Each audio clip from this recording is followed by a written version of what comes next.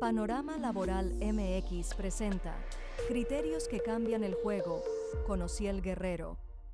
¿Qué tal? Bienvenidos a Criterios que cambian el juego, una edición semanal en donde platicamos de las últimas sentencias que tienen impacto laboral. Te invito a que te suscribas a este canal, así como a las plataformas de podcast para que puedas estar recibiendo semana con semana este capítulo, ya sabes, con una perspectiva totalmente empresarial, donde analizamos qué se está resolviendo en los tribunales laborales, en los tribunales colegiados y de qué manera esto te puede llegar a impactar en tu empresa, dándote recomendaciones prácticas, conclusiones y cuáles son las lecciones que estamos teniendo con estos cambios que hay en el sistema de justicia laboral en México. Hoy te voy a platicar de un caso que ha estado sonando durante los últimos días mucho porque se acaba de publicar una tesis aislada en el Semanario Judicial de la Federación apenas el pasado 27 de marzo del 2026, y es que esta tesis aborda un caso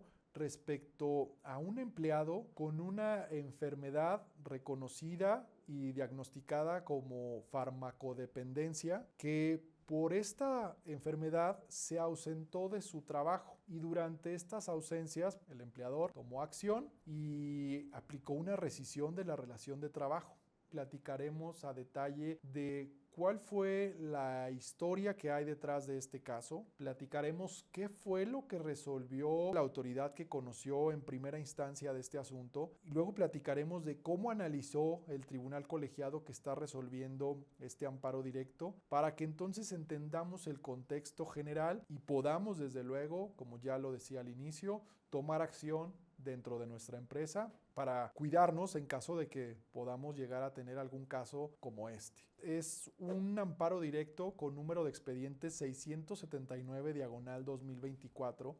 que quien lo resuelve es el segundo tribunal colegiado en materia de trabajo del primer circuito, con sede en la Ciudad de México. Es una resolución que viene del 15 de agosto de 2025 y quienes resolvieron son los 3 magistrados que integraban este tribunal a esa fecha y que votaron por unanimidad esta sentencia. Quienes estuvieron fue la magistrada presidenta María Guadalupe Adriana Ortega Ortiz, el secretario en funciones de magistrado Arturo Santiago Ceballos y el secretario en funciones de magistrado José Antonio Hernández Ortiz. La ponente fue la magistrada María Guadalupe Adriana Ortega Ortiz. Este amparo directo tiene un acto que es el que da pie a esta sentencia, a este juicio de amparo, que es una sentencia del 16 de mayo del 2024 que fue dictada por la jueza de distrito adscrita al segundo Tribunal Laboral Federal de Asuntos Individuales,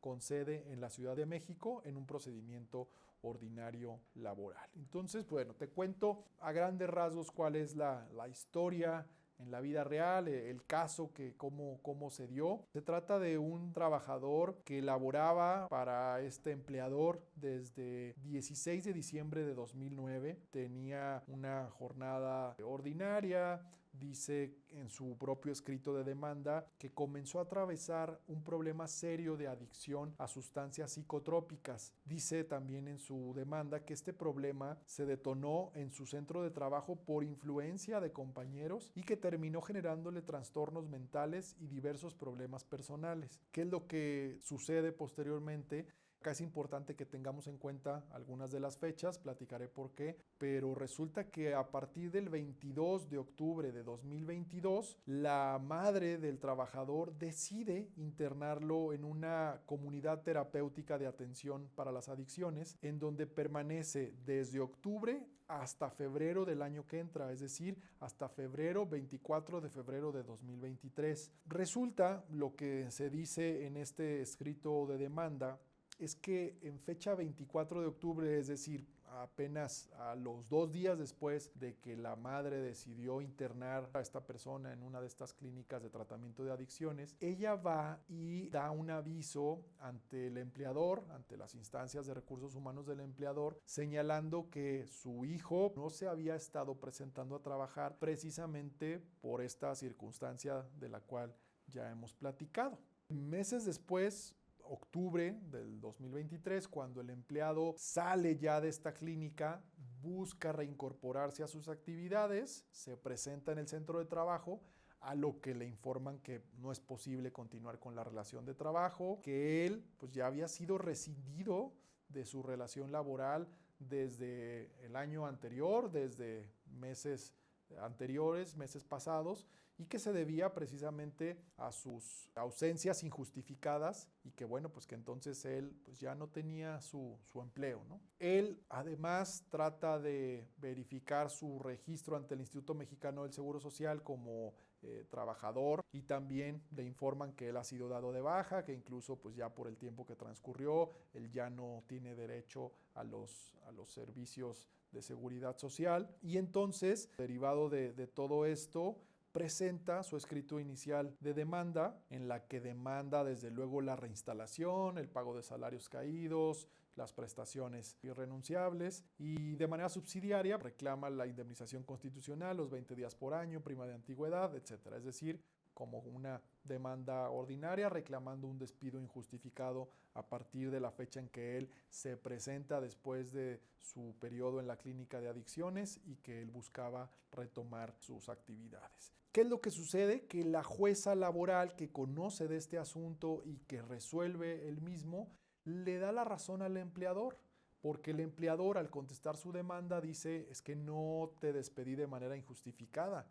Yo te estuve esperando a que te presentaras a trabajar y no tuve respuesta. Tú simplemente te ausentaste de manera injustificada, y además yo inicié un procedimiento de rescisión de la relación laboral. Te fui a notificar a tu centro de trabajo, a tu área en la que estabas adscrito, no te localicé. Te fui a notificar a tu domicilio personal para que comparecieras al procedimiento administrativo de rescisión de la relación de trabajo que te iba a aplicar, y tampoco te localicé. Entonces la opción que yo como empleador tuve fue aplicarte una rescisión de la relación de trabajo basada en el artículo 47 de la Ley Federal del Trabajo, en cuanto a que tuviste más de 3 inasistencias en un periodo de un mes. La jueza laboral, ya decíamos, quien conoce de este caso en primera instancia, le da la razón al empleador. Dice: efectivamente, aplicaste un procedimiento de rescisión en los términos que establece la Ley Federal del Trabajo, por lo tanto, te absuelvo del pago de la indemnización, así como de la reinstalación que reclamaba el trabajador. Inconforme con esta decisión, el trabajador, pues bueno, presenta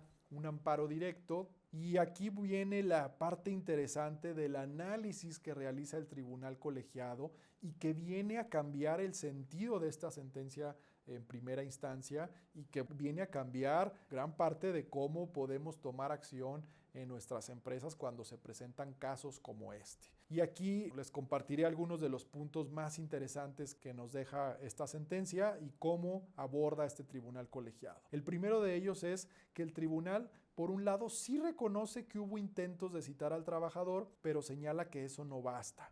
El tribunal acepta que existían actas de hechos en donde se hacía constar que el personal propio de su organización intentó localizar al trabajador tanto en su área de trabajo como en su domicilio, pero no había sido localizado. Pero el tribunal colegiado lo que dice es que, bueno, pues esto no resuelve el problema central, porque dice que dentro del expediente sí quedó demostrado que el trabajador estaba internado en esta clínica que ya decíamos de tratamiento de adicciones en este periodo de octubre a febrero, y que estaba diagnosticado con un trastorno mental y del comportamiento por consumo de múltiples drogas. Y que entonces, aunque hubo intentos de notificación, la realidad era que el trabajador no estaba en condiciones de comparecer a su centro de trabajo ni a la investigación administrativa. Eso por un lado. Por otro, dice el tribunal colegiado, la investigación administrativa careció de validez porque se llevó a cabo sin la participación del trabajador. Y es que en este caso, el empleador tiene un contrato colectivo de trabajo en donde establece que para llevar a cabo una rescisión de la relación de trabajo se tiene que seguir un procedimiento a través del cual se le dé un debido derecho de audiencia al empleado, y acá lo que dice el tribunal es: pues esto no ocurrió, no hubo participación del trabajador. Otro punto que dice es: el empleador sí tenía conocimiento del problema de farmacodependencia. Dice que esto resulta relevante porque en la prueba confesional que desahoga una de las jefas del empleado, ella reconoce que este empleado tenía un problema de farmacodependencia y que por tal razón entonces el empleador tenía que haber tratado y abordado este tema desde una perspectiva de salud y no solamente desde la perspectiva sancionatoria de la rescisión de la relación laboral. Eso por un lado. Y por el otro también establece que la farmacodependencia fue tratada por el tribunal como una enfermedad. Esto es uno de los puntos que son a lo mejor el más importante de esta sentencia, porque este tribunal dice que la farmacodependencia, pues es esto, es una enfermedad. Y para ello cita un criterio del Tribunal Pleno de la Suprema Corte que reconoce la farmacodependencia como enfermedad. Cita también la cláusula del contrato colectivo de este empleador que prevé trastornos orgánicos y mentales por consumo de sustancias psicotrópicas y además diversos materiales que el propio tribunal refiere para reforzar la comprensión del fenómeno como un problema de salud. Me llamó la atención que en la propia sentencia encontramos que el tribunal refiere a instrumentos de la Organización Internacional del Trabajo. Por ahí cita una de las recomendaciones de la OIT en el sentido que establece la OIT que cuando el empleador tenga enfrente un caso de farmacodependencia o de cualquier problema que tenga el empleado con alcohol, drogas, el empleador tiene que asumir este problema como un problema de salud y no como un problema laboral. Dice la Organización Internacional del Trabajo, el empleador debe privilegiar el tratamiento, la asesoría, el canalizarlo con las instituciones adecuadas antes de aplicarle una sanción respecto a la relación laboral. Y es precisamente lo que este tribunal colegiado termina concluyendo diciendo, tu empleador debiste primeramente atenderlo, debiste canalizarlo y no solamente eso, si ya estuviste al tanto que durante este tiempo el empleado estaba incapacitado para presentarse a trabajar porque te lo hicieron saber uno de sus familiares y porque tú tenías un antecedente de que este empleado sí tenía problemas de farmacodependencia, dice el tribunal colegiado, tú debiste de haber aplicado una suspensión de la relación de trabajo en términos de lo que prevé la propia Ley Federal del Trabajo. ¿Y qué significa esto? Que tú debiste de haber permitido que el empleado no se presentase a trabajar durante este periodo y a cambio tú debías de haber omitido el pago del salario durante este mismo periodo. ¿Qué son los efectos que prevé la Ley Federal del Trabajo en casos de suspensión de la relación de la misma? Cita en este sentido y el fundamento que da es el propio artículo 42 de la Ley Federal del Trabajo y bueno, pues finalmente el tribunal colegiado lo que está diciendo es que el tribunal laboral tendrá que dictar una nueva sentencia, es decir, se está dejando insubsistente esta sentencia de la primera instancia para que se dicte una nueva, en la cual dice el tribunal colegiado no solo deberá ordenar la reinstalación, sino que también deberá ordenar un tratamiento y una rehabilitación. Es decir, la ejecutoria no se queda en decir que el despido fue injustificado, sino que va más allá. Razona que como no hay una constancia en los expedientes de una rehabilitación total, al reinstalar al trabajador, también se le debe de proporcionar tratamiento y rehabilitación y si es necesario expedir o buscar que el empleado tenga las certificaciones de incapacidad temporal durante este periodo. Esto es lo que resuelve este tribunal colegiado, insisto, esta sentencia en particular, esta tesis aislada que se publicó en el Semanario Judicial de la Federación en estos días pasados, ha dado mucho de qué hablar. Hay una postura interesante de decir yo como empleador no puedo ni debo hacerme cargo de las circunstancias de salud que pueda tener mi empleado. Yo simplemente estoy contratándolo para que realice actividades. Si deja de presentarse a trabajar, yo aplico la rescisión que la Ley Federal del Trabajo me permite que aplique cuando hay más de 3 faltas en un periodo de un mes, las ausencias injustificadas que conocemos como ausentismo.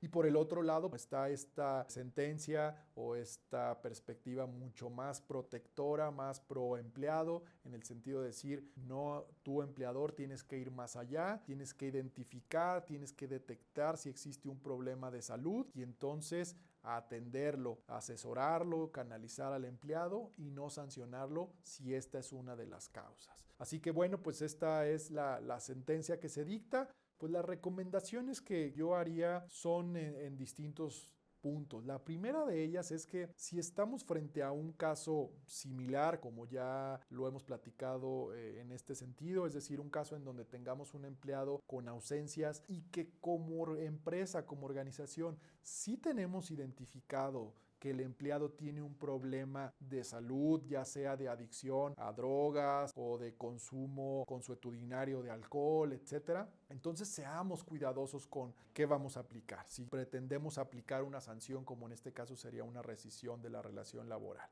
Y esto, ya decíamos, basado en los principios de la Organización Internacional del Trabajo, ahora basado en esta tesis aislada que resuelve este tribunal colegiado, la recomendación que yo haría es analizar primeramente qué pruebas tenemos, qué elementos tenemos y si efectivamente hay indicios claros de que el empleado está atravesando por una situación de esta naturaleza, la actuación que debemos tener como empleadores es documentar que efectivamente sí estamos tomando cartas en el asunto en el sentido de la atención de la posible adicción o enfermedad que tenga el trabajador. ¿En qué sentido? En canalizarlo a las instancias de salud correspondientes, dándole ciertas facilidades para que pueda llevar a cabo su tratamiento y entonces buscar eso a que en la práctica se pueda encuadrar como una incapacidad temporal, es decir, buscar que sea la institución de seguridad social, en este caso el IMSS, quien pueda otorgarle o expedirle un certificado de incapacidad temporal por el tiempo que dure